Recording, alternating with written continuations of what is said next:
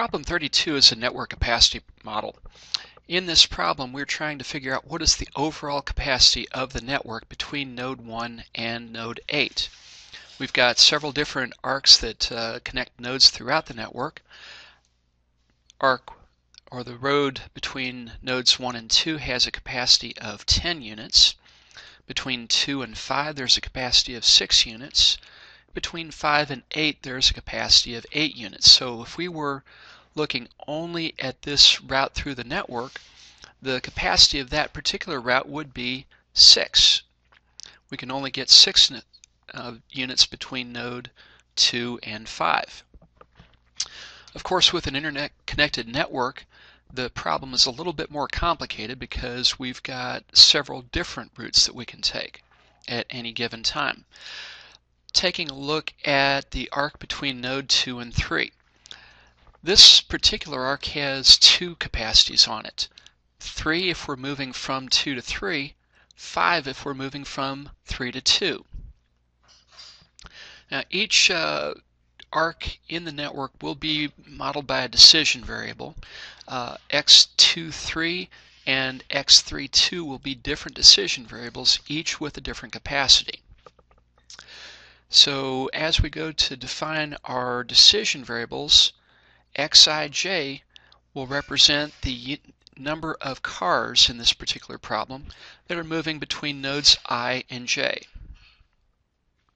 And in this particular problem, this will be in thousands of cars. Now, a network capacity problem is a network problem, so we will have balance of flow constraints. However, we have no supply in this network, we have no demand in this network. What we're trying to do is maximize the overall flow between node 1 and 8. And in order to do that, we're going to perform a little bit of a trick with this network. We're going to add one additional decision variable. And that decision variable is what we call a backflow. It goes from node 8 to node 1. So this will be x81. Now, x81 represents the number of cars that are moving from node 8 to node 1. And if we maximize that flow along that network, or along that arc, the backflow arc, what we'll in turn be doing is pulling as many cars through the network as possible, maximizing the flow through the network. And that becomes our objective function, maximize x81. Now, when we go to the balance of flow constraints, we have to include x81 in the balance of flow constraints. So what I'm going to do is take a look at a couple of nodes in the network. Node 1, the starting node. We'll pick node 3 as an intermediate node, and node 8 as the destination node. But again, these are just starting points and ending points to measure the capacity between. Now, starting at node 1, we do have one decision variable flowing into node 1. It is decision variable x81. Outflow x12, x13, and x14. 3 outflows there. And net flow has to be 0. Intermediate node, node 3, has inflow.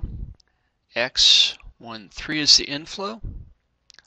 And potentially it has, yes, it does have inflow at x23. For the, well, let's see, we've also got x53 as an inflow. On the outflow side, x31, x32, and x36. And the net of the inflows and the outflows will need to be 0.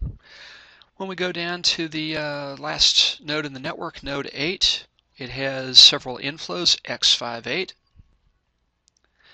x68, and x78. Now the backflow arc is an outflow at that node 8, so we have to take that into account, x81. And this will balance out to a net flow of 0. So those are our balance of flow constraints. They form the structure of the network, but we also have to incorporate the capacity of the network, the capacity of each arc in the network.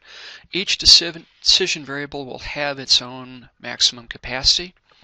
We'll take a look at a couple of these. X12 has a capacity of 10, so X12 will have to be less than or equal to 10. X13 has a capacity of 7, so X13 less than or equal to 7. X14 less than or equal to 8. X31 has a capacity of 1. And all of those arcs in the network except for X81, the backflow arc, will have a max capacity. X81 is our objective function. That's what we're trying to maximize. We're not going to put an upper limit on that. The only other constraint that we have, Xij, has to be greater than or equal to 0 for all Xi and j pairs. So let's go to our spreadsheet and solve this problem. Here we have our decision variables, and we're simply labeling them from and to. Notice we've got one additional decision variable, X81. We have capacities for each of the arcs in the network except for X81. We will calculate our inflows and our outflows using that SUMIF function. SUMIF, the range for the inflow is the to decision variable, absolute reference. The criteria is the node that we're working on, that's a relative reference, and the sum range will be the decision variables, absolute reference, using the F4 key to get that absolute. On the outflow, SUMIF, the range will be the from identifier, absolute. Criteria will be the node that we're working at, relative reference, and the sum range will be the decision variable, absolute reference again. The net flow is inflow minus outflow. And with those three formulas, we'll copy these down for all 8 nodes. And we are ready to solve this problem. Bringing up solver.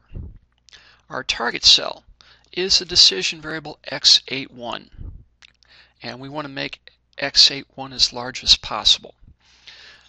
Changing cells will be all our decision variables, including that objective function decision variable. Subject to constraints. First constraint we'll have is the structural constraint, the network itself, left-hand side equals the right-hand side. Second constraint will be the capacity constraints for the individual arcs. The decision variables, except for X81, have to be less than or equal to the individual capacities. Options, linear and non-negative, and we're ready to solve. So what we find is the units that are flowing down each arc in the network. The backflow is 21. 21 is the capacity of the network.